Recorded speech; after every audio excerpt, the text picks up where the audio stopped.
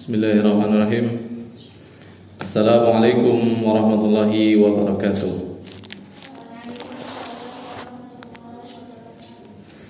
Innal hamdalillah nahmaduhu wa nasta'inuhu wa nastaghfiruh wa na'udzu billahi min shururi anfusina wa min sayyiati a'malina. May yahdihillahu fala mudilla lahu wa may yudlil fala hadiyalah. Asyhadu an la ilaha illallah wahdahu la syarika lahu wa asyhadu anna Muhammadan abduhu wa rasuluh. Ya ayyuhalladzina amanu taqullaha haqqa tuqatih wa la tamutunna illa wa antum muslimun. Ya ayyuhan nasu taqu rabbakumul ladzi khalaqakum min nafsin wahidah wa khalaqa minha zawjaha wa batha minhuma rijalan katsiran wa nisaa'a. Wattaqullaha alladzi tasaaluna bihi wal arhama innallaha kana 'alaikum raqiba. Ya ayyuhalladzina amanu taqullaha wa qulu qawlan sadida yuslih lakum a'malakum wa yaghfir lakum dhunubakum wa may yuti'illaha wa rasulahu faqad faza fawzan 'azima. Amma ba'd. Fa inna asdaqal hadithi kitabullah wa khairal hadi hadi Muhammadin sallallahu alaihi wasallam wa syarral umuri muhdatsatuha wa kullu bid'atin dhalalah wa kullu dhalalatin finnar. A'adani Allahu jami'an minan nar. Akhwati fillah rahimani wa rahimakumullah. Sabahul khair. Kaifa halukum? Ana bi khairin walhamdulillah. Baik, segala puji bagi Allah Subhanahu wa taala yang tiada hentinya melimpahkan berbagai macam kebaikan untuk kita semua sehingga kita masih dapat kembali belajar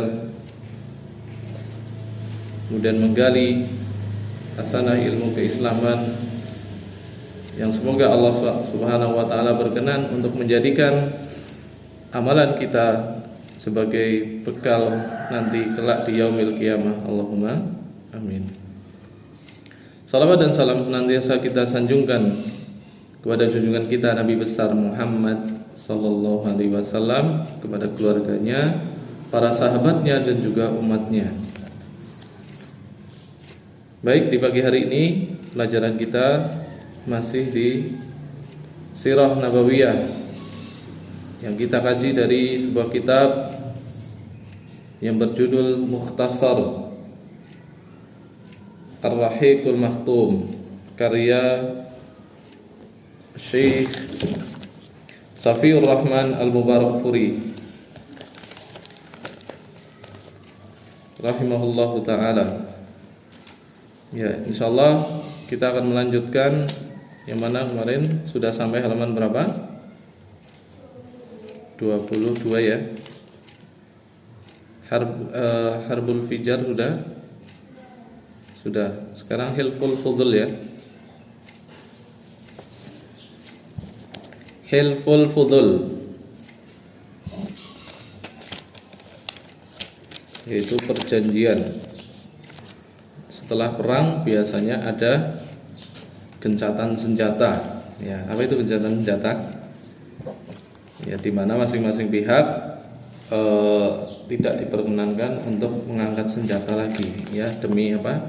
Menjaga situasi agar lebih kondusif, tidak terjadi tembak menembak lagi atau tidak terjadi saling serang satu sama lain.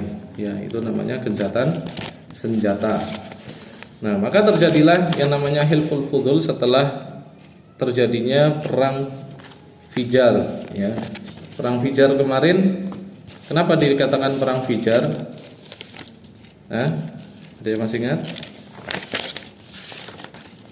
Ya, ini diambil dari kata fujur. Itu kisahnya di mana kemarin ada salah seorang pedagang yang tidak mendapatkan haknya. Ya, setelah dia menyerahkan barang dagangannya, ternyata yang terima barang tidak mau bayar. Ya, akhirnya terjadilah perang Fijar, dan ini terjadi hampir setiap tahun sampai 4 tahun dikatakan. Nah, peristiwa yang dialami oleh Rasulullah SAW sendiri ketika beliau menginjak usia 20 tahun, ya, itu adalah sesi perang Fijar yang terakhir.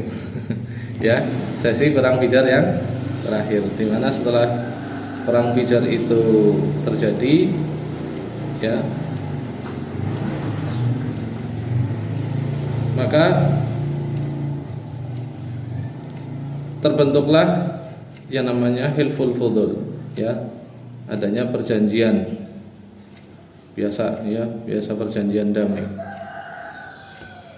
Sehingga setelah 3 kejadian perang sebelumnya,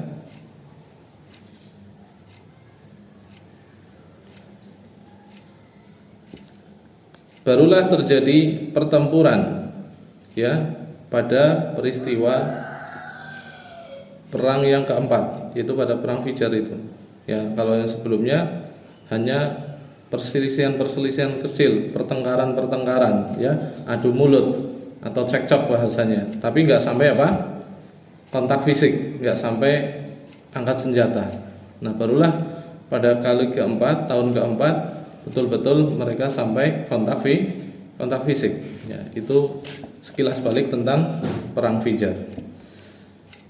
Nah, sekarang kita masuk ke Hilful Fudul. Mbak Khafifah, tolong dibaca.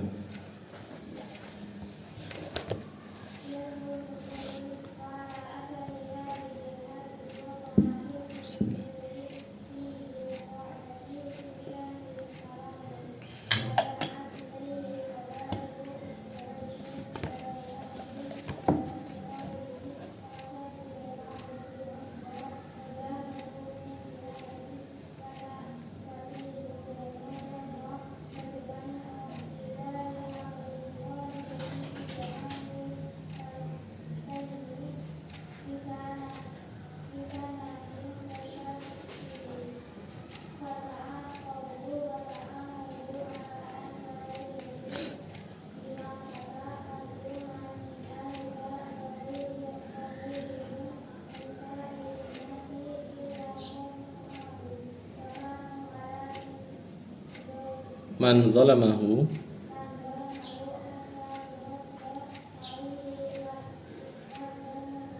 madlamatahu.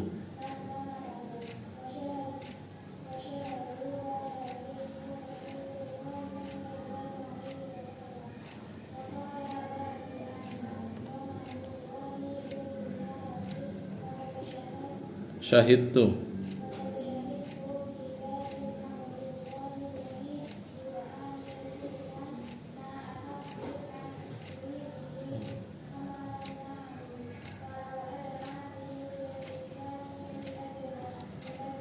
La ajabtu. Baik. Kita baca kembali Hilful Fudul. Ya, Hilful Fudul atau perjanjian Fudul. Wala athari hadhil harb waqa'a Hilful Fudul fi Dzulqa'dah fi syahri haram. Nah, seperti yang sudah saya katakan tadi, setelah terjadinya perang Fijar, maka terjadilah peristiwa Hilful Fudul atau perjanjian Fudul pada bulan Dzulqa'dah, ya, fi syahri haram, yang masuk salah satu dari bulan-bulan haram. Kenapa disebut bulan haram? Ya, karena di bulan-bulan itu manusia, terutama kaum muslimin, dilarang untuk melakukan perang, ya. Makanya disebut dengan bulan-bulan haram.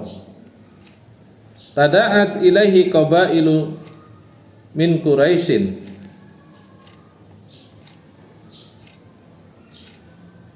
Di antara 5 suku dari kabilah suku Quraisy, mereka adalah Banu Hashim, ya, Bani Hashim. Kemudian yang kedua, wa Banul Muttalib,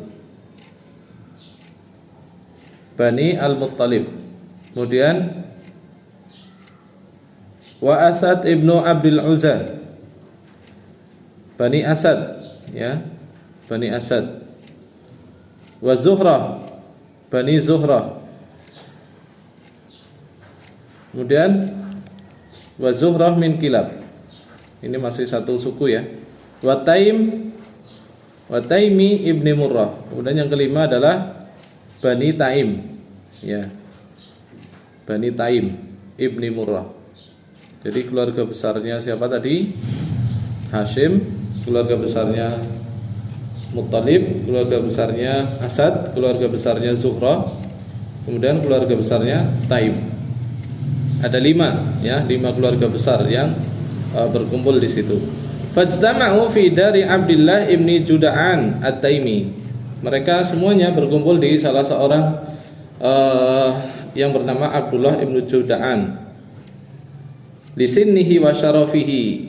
Mereka memilih rumah beliau dikarenakan faktor usia beliau yang sudah sepuh, ya maksudnya mungkin dituakan lah ya di antara mereka, dan juga karena kemuliaan orang tersebut. Fata'aqadu wa ta'ahadu ala an la yajidu bi Makkah mazluman min ahliha wa ghairihim min sa'irin nasi illa qamu ma'ahu. Mereka bersepakat ya untuk apa? Masing-masing saling mengetahui, saling berkomitmen untuk menjaga keamanan di Makkah agar tidak ada orang lagi yang terzalimi, ya baik dari kalangan keluarga besar mereka ataupun dari selainnya. Ya, siapapun pokoknya kalau yang tinggal di Makkah atau masuk di Makkah, kita harus bisa menjamin keamanannya. Kayak gitu ya kurang lebihnya. Wa kanu ala man zalamahu hatta turadda alaihi mazlamatahu.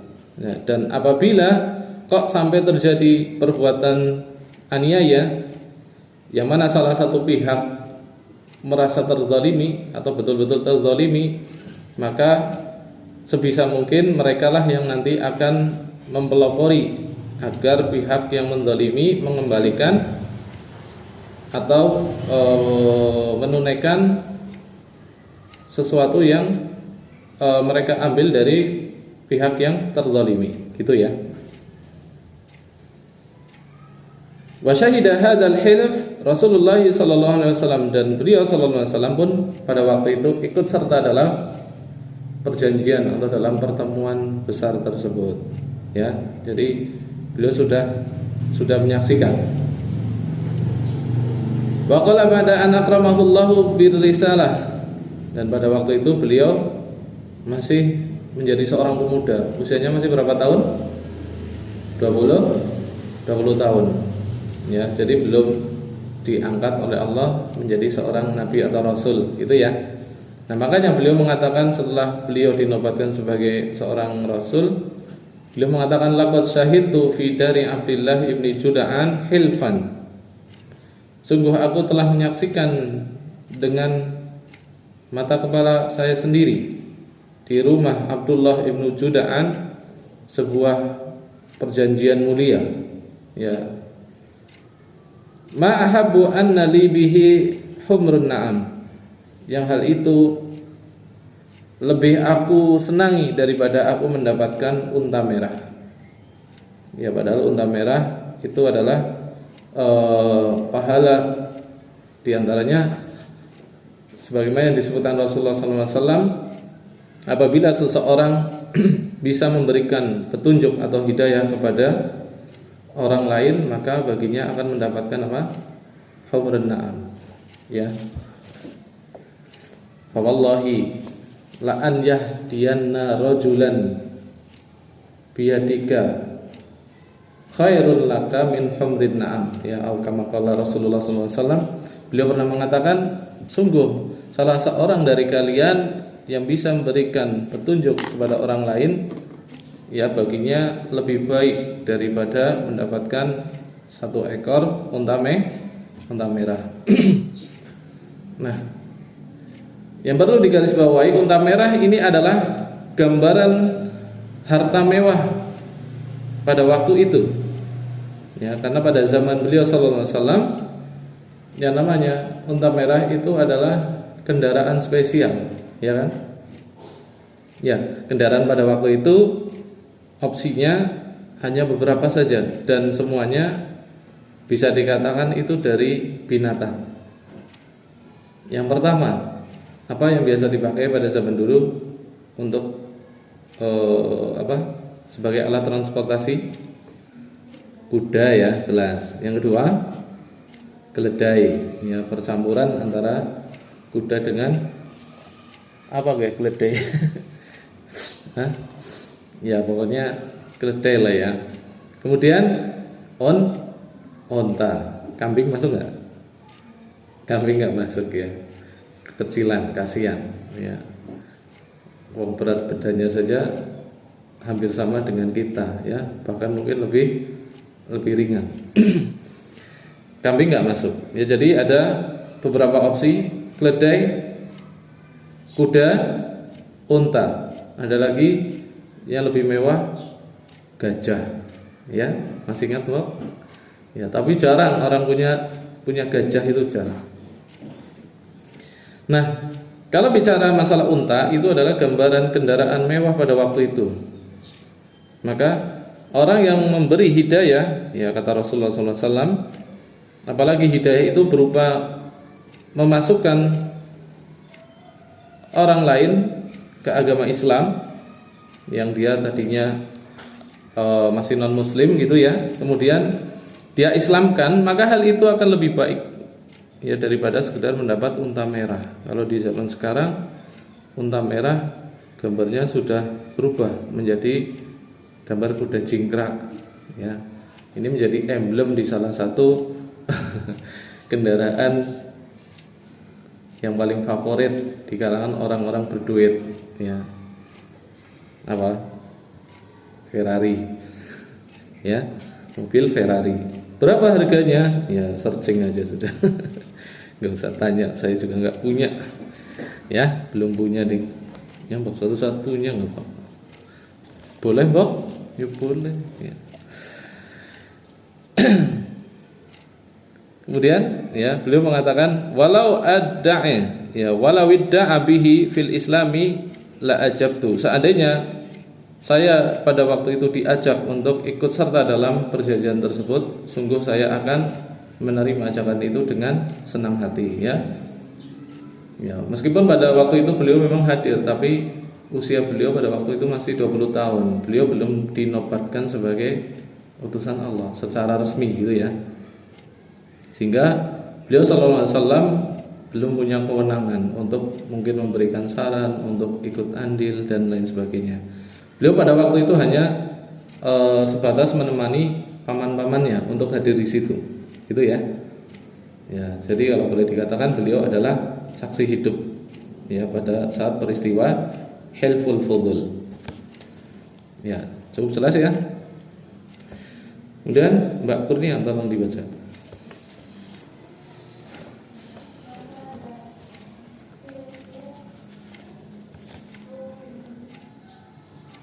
Ruhuhu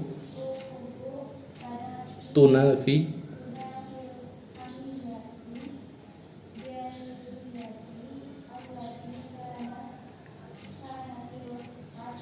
asabiyatu tuthiruha.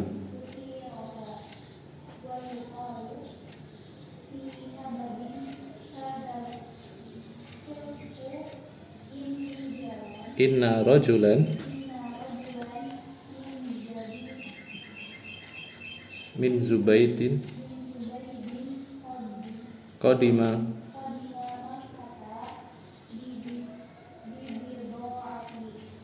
bi bada'atin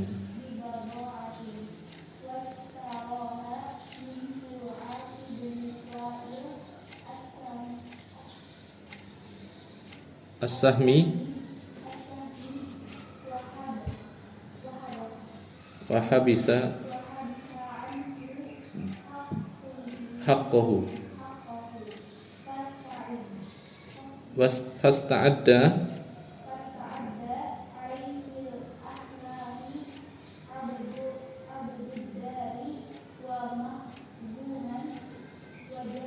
wa jumhan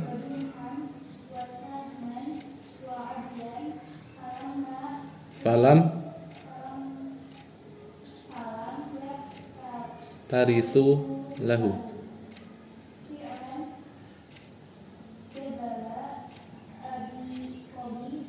Fa'ala bukan fi'lan tapi fa'ala jabalun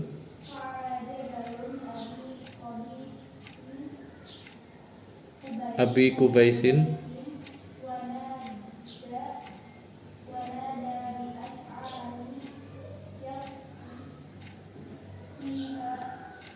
yasifu fiha zulamatahu sautuhu famasha Zubairi Abdil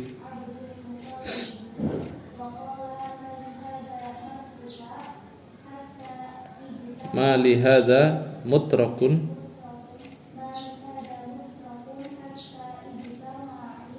hatta ijtama'a dzikruhum hilfil fuduli fa'aqadu al-hilfa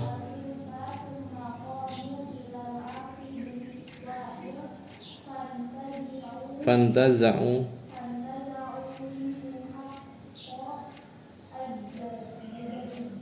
Zubaidi. Tayyib. Ya, sekarang kita masuk ke sebab kenapa terjadinya hilful fudul. Wa hadzal hilf rauhuhu tunafi al-hamiyatul jahiliyah allati kanat al-asabiyatu tasiruha. Nah, perjanjian ini kata beliau bertentangan dengan kebiasaan jahiliyah, al-hamiyatul jahiliyah. Ya, kebiasaan yang dilakukan masyarakat pada zaman jahiliyah. Jadi sudah secara pengambilan hukum di masyarakat pada waktu itu sudah mending, ya, sedikit ada perbaikan, yaitu dengan cara apa?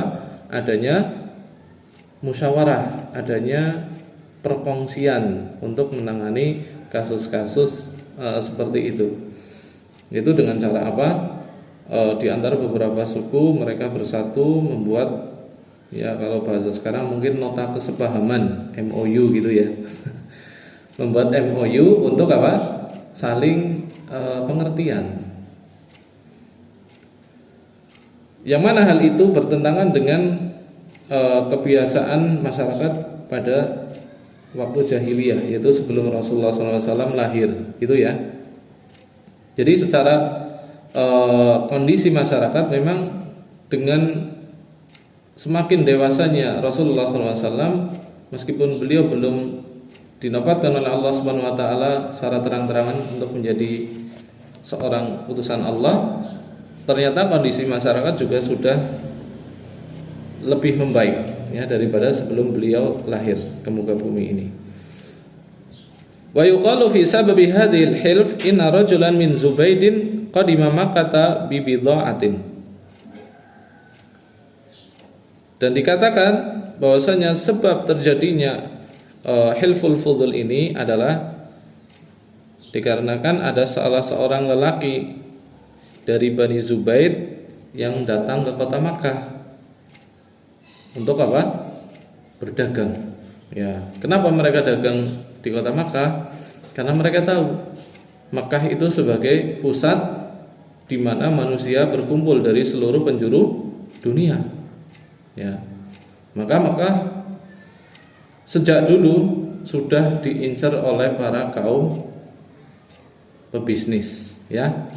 Entah itu pebisnis tijarah, pebisnis, ya, yang niat dagang, ataupun pebisnis yang sifatnya mungkin mau menyewakan sesuatu. Nah, dikatakan seorang dari Bani Zubaid ini datang ke Mekah bawa barang dagangan, washtaraha minhul As ibni Wa'il, dan barang dagangannya si pemuda tadi, ya, si lelaki tadi dibeli oleh salah seorang yang bernama siapa? Al-As ibni Wa'il, ya, As-Sahmi. Al-As ibni Wa'il As-Sahmi. Dia adalah pembelinya. Yang punya dagangan siapa? Zubaid. Itu ya. Kemudian wahabisa anhu haqqahu. Namun sangat disayangkan ternyata Al-As setelah mendapatkan barang dagangan dari lelaki tadi dari Bani Zubaid, dia nggak mau bayar. Ya. Nah, sebabnya apa Ustadz? Wallahu alam. Ya, saya belum membaca keterangan lebih lanjut kenapa sampai Al-As ini nggak mau bayar.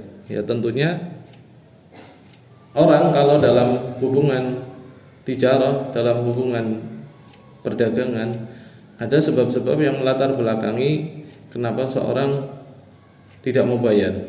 Ya, ya, ini kita kemukakan opsi-opsi yang ada. Barangkali ya, dia memang dari awal niat menggelapkan, ya, menggelapkan barang dagangannya siapa? Zubaid tadi. Atau yang kedua, dia kepengen dagang tapi nggak punya modal, ya, jadi ini apa? Ngomongnya tuku disit, ya, ngomongnya tuku tapi bayarnya emang kok jadi, anggar barangnya wis payu, cuma nggak terus terang gitu ya. Akhirnya dia mengambil barangnya nggak bayar, ya, padahal pada zaman dulu ya belum kenal yang namanya bayarnya nanti ya di tempo gitu ya, atau bayarnya nanti kalau laku dikonsi, kalau yang nggak laku dikembalikan, ya, kayak sistem orang mengonsi barang, ya. Taunya mereka ya ada uang ada barang, ya, bisa jadi seperti itu. Atau kemungkinan yang lain, mungkin yang ketiga kemungkinannya ada cacat barang sehingga ya terjadi sesuatu yang membuat dia enggan mau membayarnya. Ya, di sini juga nggak disebutin barang dagangannya apa saja, ya, pakaian atau makanan atau apa ya, nggak disebutkan. Jadi kita nggak tahu. Ya, intinya si As ibni Wa'il ini nggak mau bayar. Fasta'adda alaihi al-ahlaf Abduddar makhzuman wa jumhan wa sahman wa adiyan falam yaktathiru lahu. Maka si siapa ini tadi laki dari Bani Zubaid mengadu, ya, kepada keluarga besar Bani Makhzum, Bani Jumhah, Bani Adi. Namun semuanya mereka tidak memedulikan nasibnya siapa? Al-As, ya. Ya, nggak tahu, ya. Kami juga lebih sibuk punya urusan masing-masing. Ya, intinya apa? Pengaduan dari Zubaid ini tidak ditanggapi oleh mereka. Maka apa yang dilakukannya? Fa'ala Jabalun Abi Kubais. Ada seorang bernama Abu Kubais, dia mengambil inisiatif naik ke puncak gunung. Ya, orang zaman dulu kalau mau memberikan woro-woro, maka mereka umumnya akan mencari tempat yang lebih tinggi. Ya, yang dimaksud gunung di sini ya, kalau di sini mungkin bukit lah ya. Ya, karena gunung di Saudi dengan gunung di sini itu berbeda. Ya, dikatakan gunung Jabal Nur gitu ya, Gunung Nur.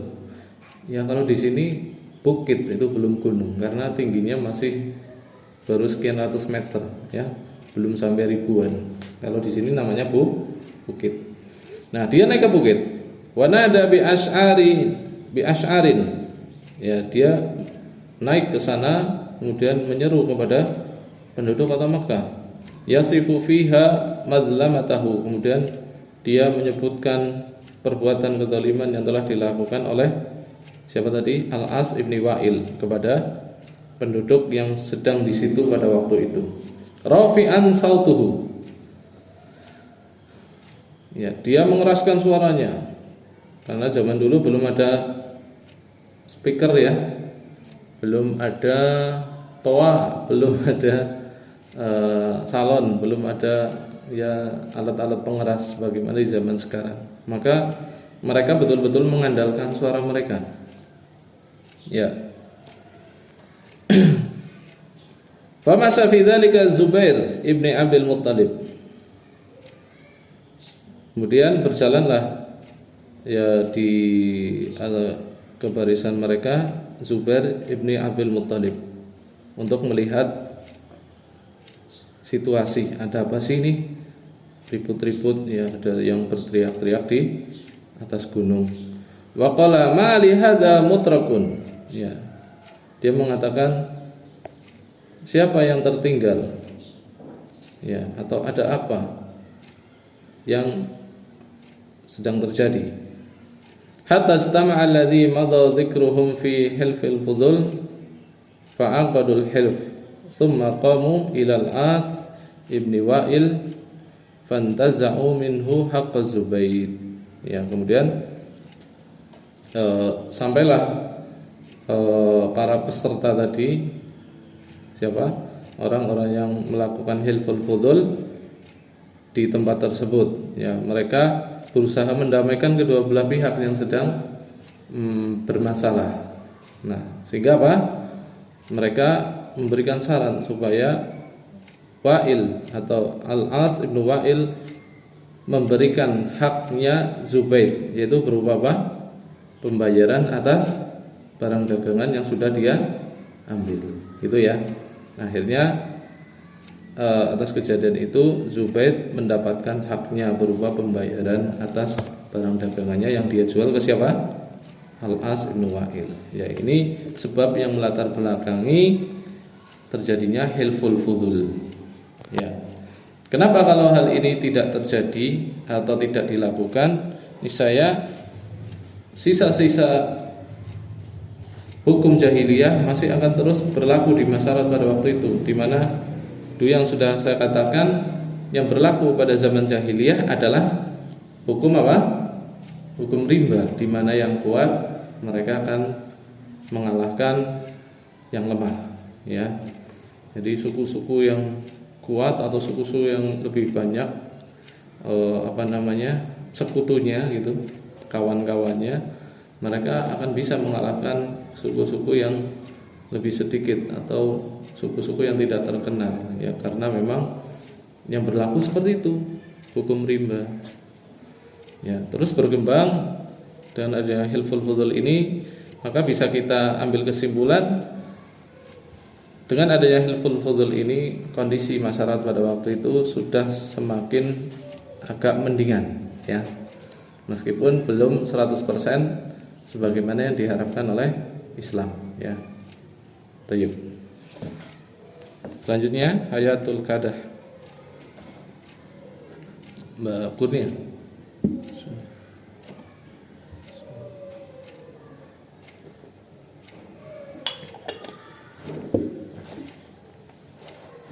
Berangkat Mbak Kurnia? Ya.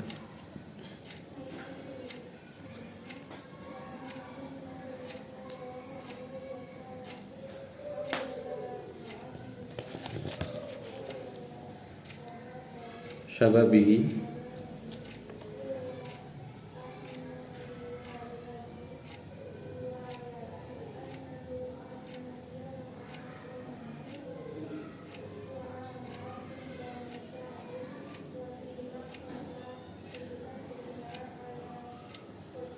qararid,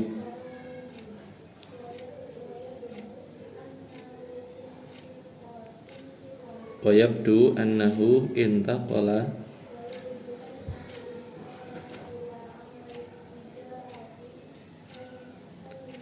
hina syabin atau hina syabun, ya benar.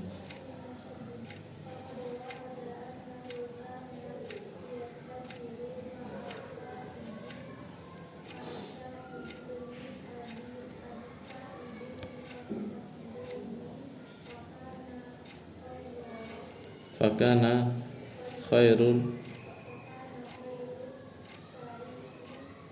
syarikin la yudari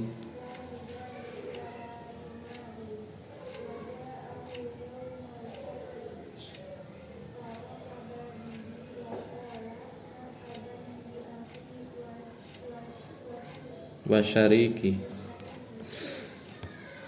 Taib. Hayatul karahi, yaitu kehidupan usaha Nabi Muhammad sallallahu alaihi wasallam. Nah, ini yang mungkin kadang orang nggak sampai bertanya sampai ke situ ya. Sebenarnya sih apa pekerjaan Nabi ya sebelum beliau jadi Rasul gitu ya. Ya jarang ada yang tanya kayak gitu. Ngerti ini ya Nabi ya tukang dakwah gitu ya, ceramah dari sana kemari. Apakah seperti itu saja? Tidak ya. Bahkan beliau sallallahu alaihi wasallam pernah menjadi tukang angon. tukang angon kambing. Ya. Beliau juga pernah menjadi salah seorang pedagang. Ya, jadi berbagai profesi sudah beliau jalani. Bukan hanya sekedar ceramah, perang. Nah, ini tidak sebagaimana yang digambarkan oleh orang-orang liberal atau orang-orang yang tidak suka dengan Islam ya, untuk menggambarkan kehidupan Nabi Muhammad SAW dengan stigma yang jelek. Kita akan baca walam yakun lahu sallallahu alaihi wasallam amalun muayyanun fi awali syababihi. Ya, dikatakan di sini kata penulis, beliau sallallahu alaihi wasallam belum ada pekerjaan tetap ya di awal-awal masa muda beliau.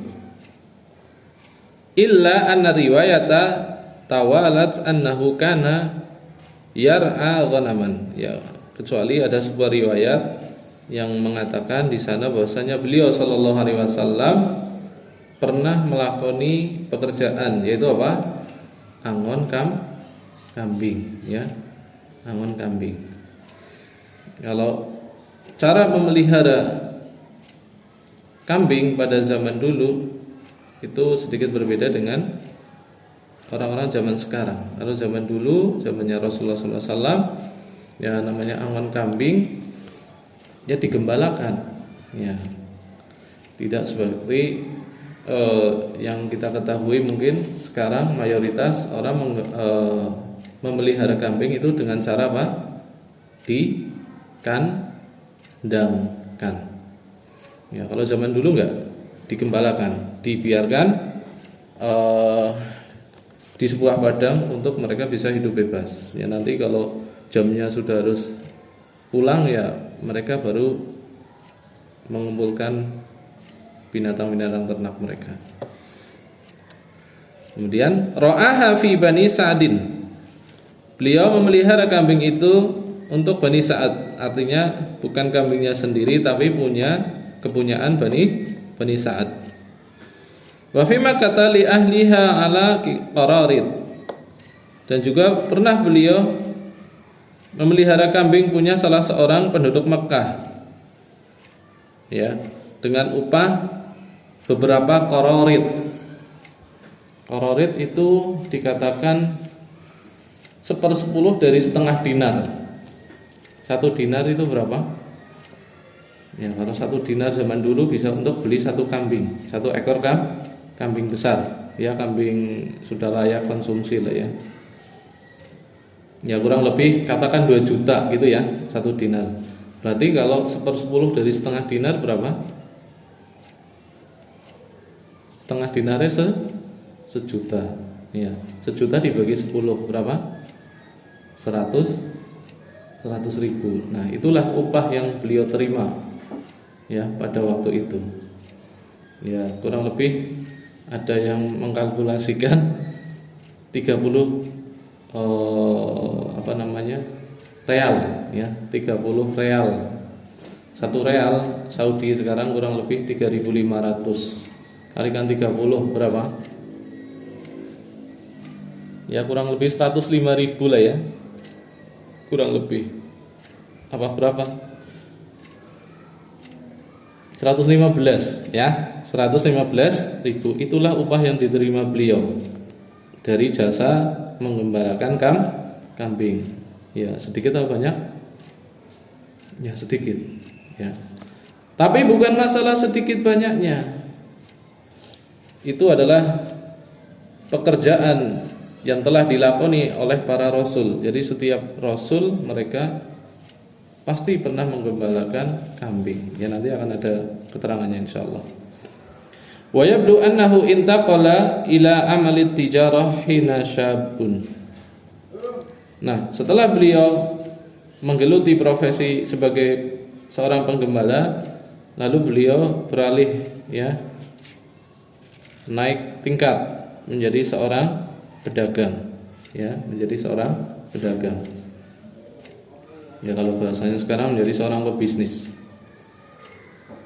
Tapi pebisnis yang belum murni menggunakan modal pribadi, masih menjalankan usahanya orang lain. Faqad warada annahu kana yatajiru ma'a Sa'ib ibni Abi Sa'ib. Dan ada sebuah riwayat yang mengatakan dulu beliau pernah berpartner dengan sesama pedagang yang bernama Sa'ib, putranya Abu Sa'ib Al-Makhzumi. Fakana khairu syarikin lahu la yudari wa la yumari. Dan dikisahkan beliau ini As-Sa'ib ibnu Abi Sa'ib adalah merupakan partner yang baik bagi Rasulullah SAW. Kenapa?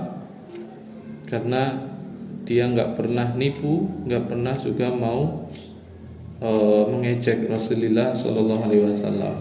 Ya, jadi teman yang baik memang demikian kondisinya, tidak malah menipu rekan bisnisnya sendiri. Kan ada zaman sekarang kelihatan baik ternyata punya niat buruk. Temannya sendiri dia embat gitu bahasanya. Melihat temannya sukses, dia iri sementara dia mungkin belum sukses gitu ya. Akhirnya apa? Karena irinya itu timbul rasa dengki, hasad, akhirnya dia berusaha menjatuhkan kawannya sendiri. Nah, enggak seperti itu. Alhamdulillah Rasulullah SAW diberikan partner yang serasi, partner yang sama-sama jujur, partner yang sama-sama baik.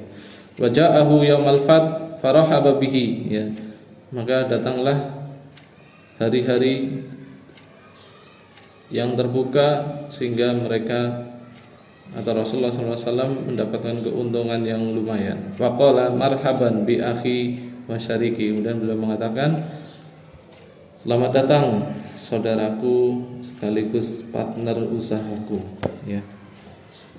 Baik, selanjutnya Mbak Maryam. Kenapa?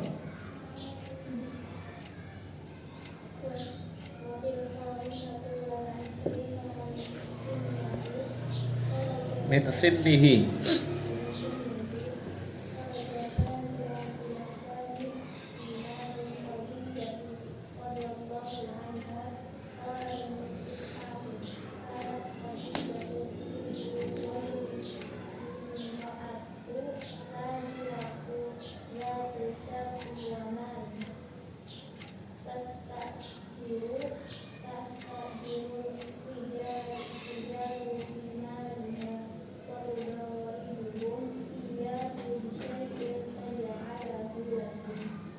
Taj'aluhu lahum.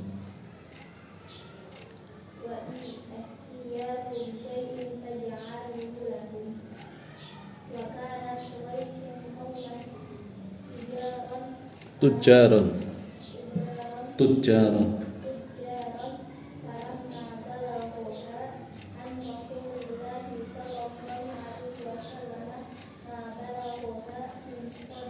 Min sidqi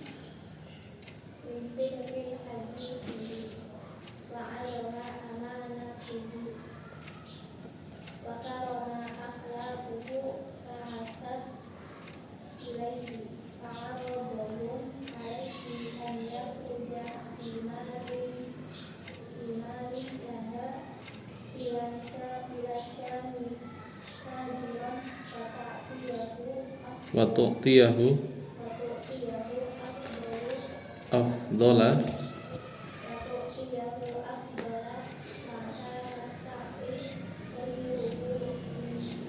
minat tujari.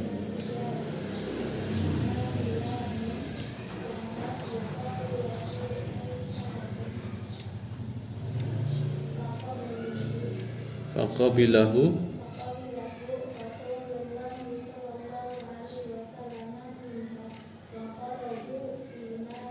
wa kharaja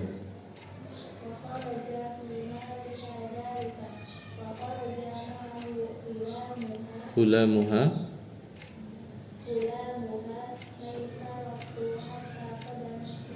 qadima. Baik.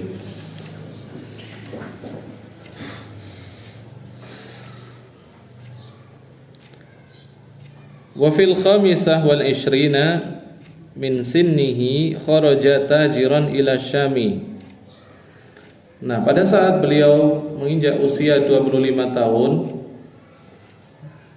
beliau mulai beralih profesi sebagai pedagang. Ya, pedagang lintas negara, karena dikatakan di sini beliau langsung berdagang ke mana? Ke Syam, ya. Dan di sini juga ada hikmah kalau kita mau menggali. Ya, fi kulli ibratin hikmah. Dan dalam setiap kejadian yang baik itu pasti ada hikmah. Setiap kejadian yang buruk juga ada hikmah. Apalagi kejadian yang baik. Apa pesan yang bisa kita ambil dari apa yang dilakukan Rasulullah SAW? Yaitu bahwasanya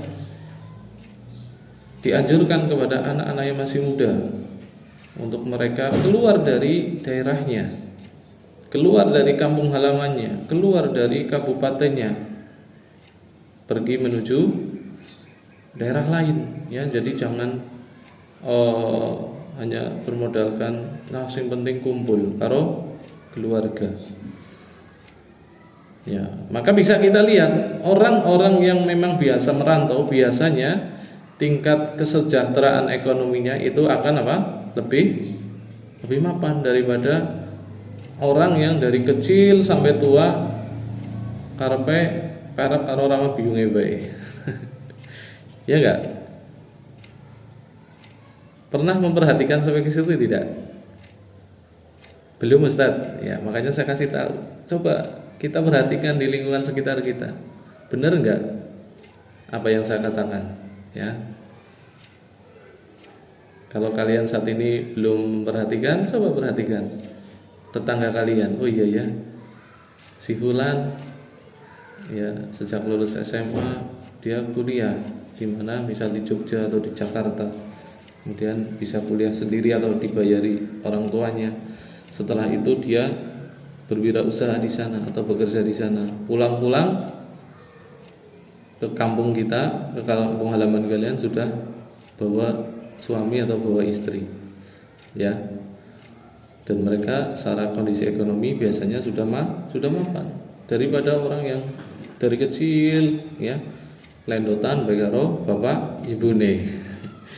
Nah, ini bisa kita ambil dari contoh yang dilakukan Rasulullah SAW. Beliau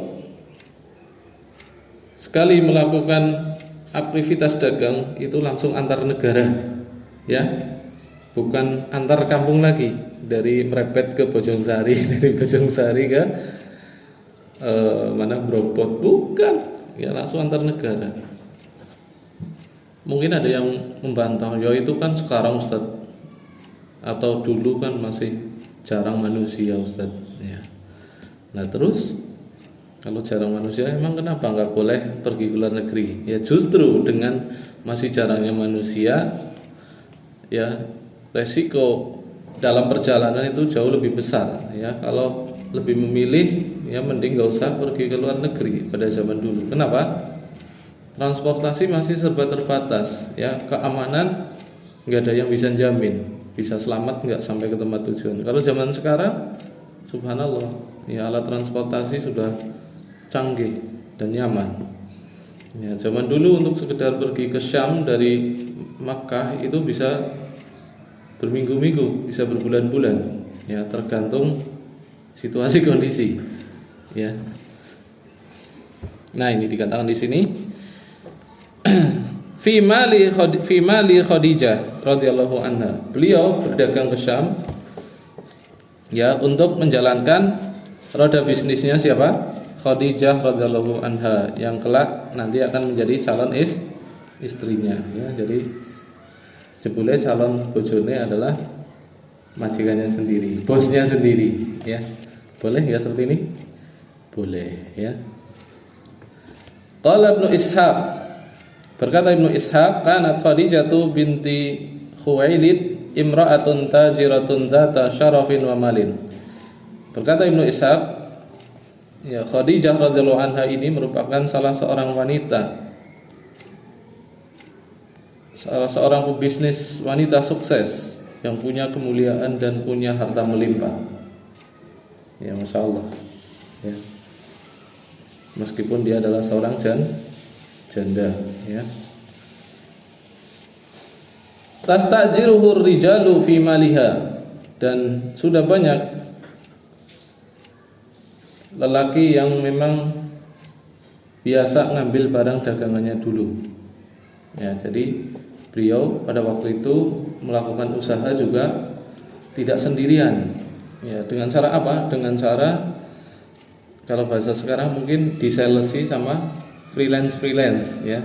Orang ngambil dulu, Bu Khadijah, ini saya ngambil sarung, saya ngambil baju, saya ngambil payung ya.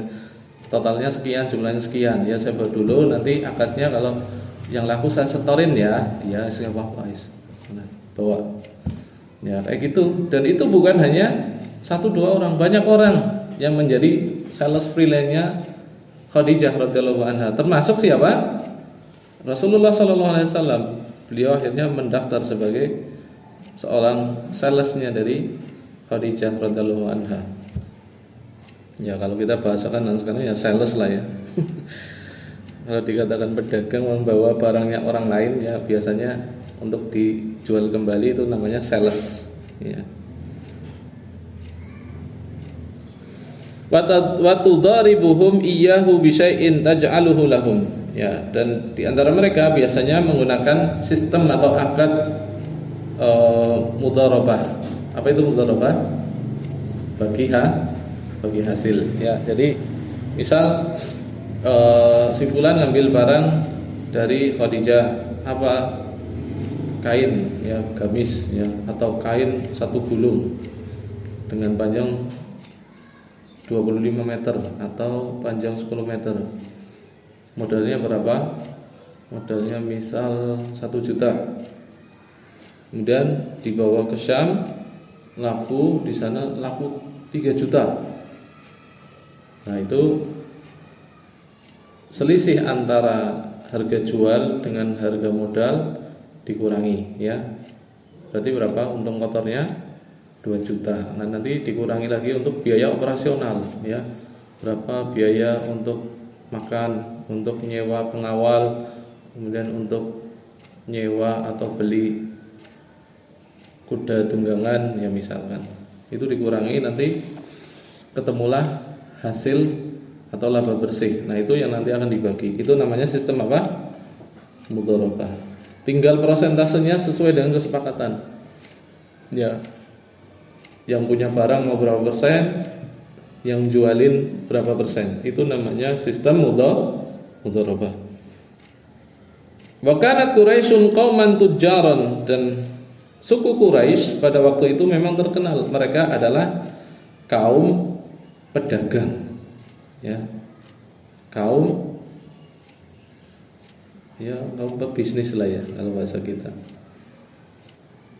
Di kota kita juga, kalau kalian perhatikan, di sebuah desa atau kecamatan masih di wilayah Purbalingga, ya, ada di antara mereka yang terkenal dengan kampung pedagang Nusantara. Kenapa dikatakan kaum pedagang Nusantara? Karena di desa itu rata-rata orangnya itu merantau semua. Kemana? Bukan hanya ke Jakarta, bukan hanya ke Surabaya, bukan hanya ke Bandung, bukan hanya ke Semarang, tapi keluar pulau di Indonesia. Ada yang ke Medan, ada yang ke Kalimantan, ada yang ke Palembang, ada yang ke Sulawesi, bahkan ada yang ke Papua. Untuk apa? Dagang ya. Ada yang dagang kasur, ada yang dagang sendal, ada yang dagang kain dan sebagainya. Ya. Dan di antara mereka ada teman saya, banyak teman saya di kampung itu yang mereka jadi pedagang Nusantara. Jadi mereka kebiasaannya 3 bulan mereka pulang berangkat, misal kemana? Ke Kalimantan, Pontianak misal itu ya. Nanti mereka bawa apa? Bawa kasur lantai. Ya sudah, bawa 1 truk. Kalau mereka nggak bisa atau nggak kuat modalnya, mereka patungan, berapa orang patungan bawa kasur 1 truk tronton misal, 1 truk yang gede itu. Karena ongkosnya juga lumayan mahal, ongkos kirimnya. Mereka patungan, ongkos kirimnya juga patungan. Nah, mereka biasanya di sana punya rumah kontrak yang untuk menaruh barang dagangan mereka sekaligus untuk tempat tinggal. Ya, apa yang mereka lakukan setiap hari? Keliling nyeles pakai motor. Ya, ke kampung-kampung terpencil ya. Tak jarang mereka ketemu sama orang suku Dayak gitu ya, ditawarin kasur. Ya, ada yang bawa kain ya. Dan teman saya pernah cerita, dulu zaman-zaman 90-an, tahun segitu, tahun 80 sekian gitu ya, bapak saya jualan kain jarit ya. Di mana? Di Kalimantan. Nah, teman saya cerita, ngerti ora untungnya sepira? Ya ora ngerti lah. Untungnya 1 lembar kain bisa untuk beli 1 tiket pesawat. Bayangin ya. Makanya kita nggak heran di kampungnya itu orangnya kaya-kaya, subhanallah. Kalau saya ke sana itu yang namanya tetangga sebelah, tetangganya itu hampir nggak pernah ada rumah yang nganggur istilahnya, nggak berisik gitu ya, karena memang ada yang direnov, ada yang ditinggiin, ada yang dibongkar, ada yang baru bangun. Pokoknya ada aja yang namanya rumah itu digedein, dibagusin ya. Ditambah ini, tambah itu. Karena apa? Mereka orang berduit, ya. Dan masjidnya pun nggak main-main. Masjidnya itu pada waktu itu kalau nggak salah anggaran pembangunannya 2 miliar. Itu sekitar tahun 2000 berapa ya? Di bawah 2010. Itu 2 miliar. Ya, ada yang tahu mungkin kampung apa? Hah? Belum tahu?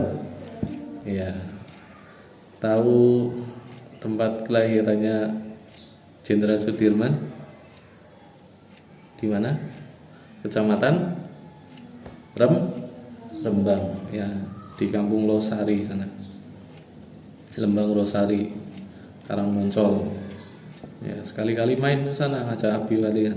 Ya, apa ya setimbang ngomong bener. Main ke sana, kalian akan melihat sesuatu yang Masya Allah. Di desa tapi rumahnya kayak di perumahan elit. Ya, gede-gede sekali.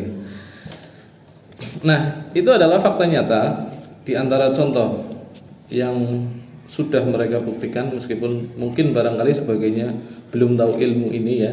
Tapi dengan adanya aktivitas seperti itu, sungguh akan melatih mental seseorang ya untuk survive di dalam kehidupan sehari-hari. Di antaranya adalah dalam masalah ekonomi. Nah, beliau sallallahu alaihi wasallam sejak umur 25 tahun sudah terbiasa melakukan perdagangan lintas negara ya. Sampai-sampai teman saya, adiknya teman saya ya sudah nguliahin, orang tuanya nguliahin adiknya di Jogja.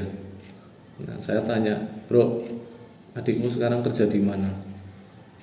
Ke Kalimantan katanya. Loh, bukan tembe lulus S1 wingi? Iya. Nah, terus ngapa sih gawa kasur? Memilih untuk apa? Jualan kasur. Di mana? Ke Kalimantan. Ya nggak mesti ke Kalimantan, pindah-pindah, kadang ke Sulawesi, kadang ke Sumatera.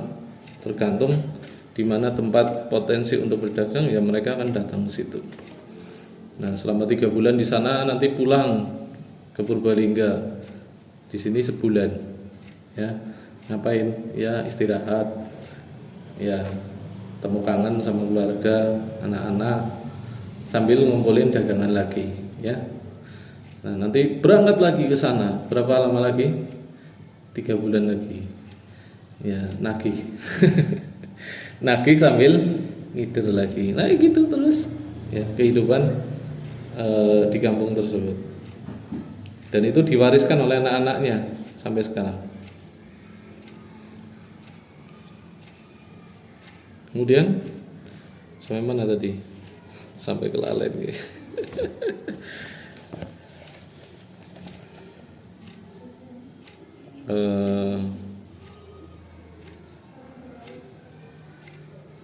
Sebentar ya, tujaran ya. Falamma balaghaha an Rasulillah sallallahu alaihi wasallam ma balaghaha min sidqi hadisihi wa 'azama amanatuhu wa karama akhlaquhu ba'atsat ilaihi. Nah, tatkala Khadijah mendengar kabar tentang diri Rasulullah sallallahu alaihi wasallam yang beliau terkenal dengan kejujurannya, kemudian kebenaran perkataannya dan juga kemuliaan akhlaknya, maka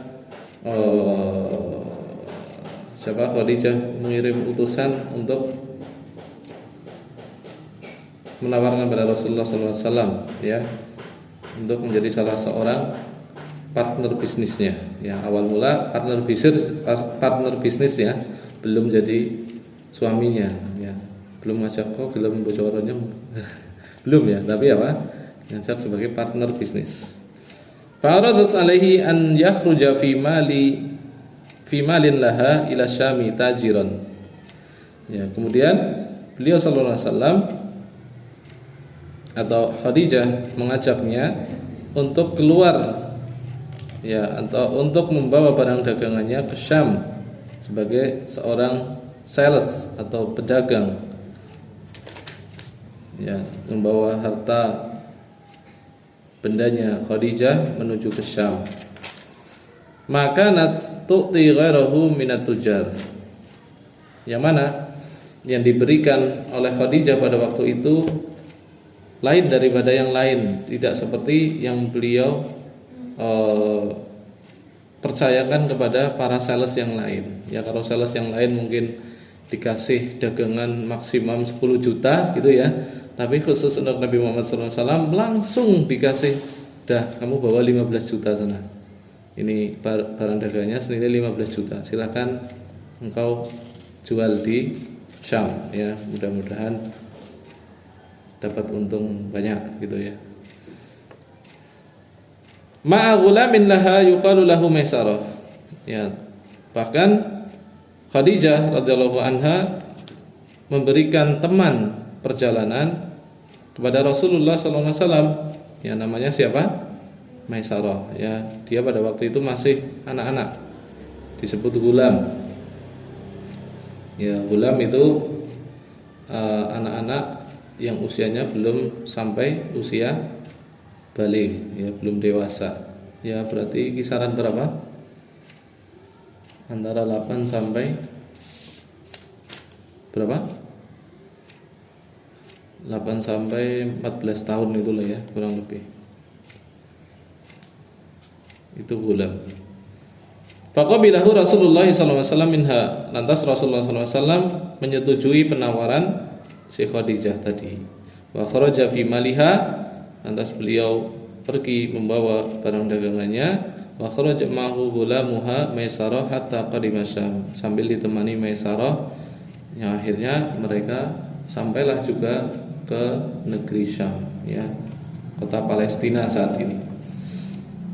Dan kalau kita tahu jarak antara Makkah ke Palestina itu ratusan kilometer. Makkah sampai Madinah saja 400 kilometer sekian. Belum Madinah ke Syam, itu masih ke utara lagi ya. Kalau kita melihat di peta itu masih ratusan kilometer lagi. Ya, katakanlah 800 km. Ya, katakanlah. Berarti itu jarak antara Jakarta sampai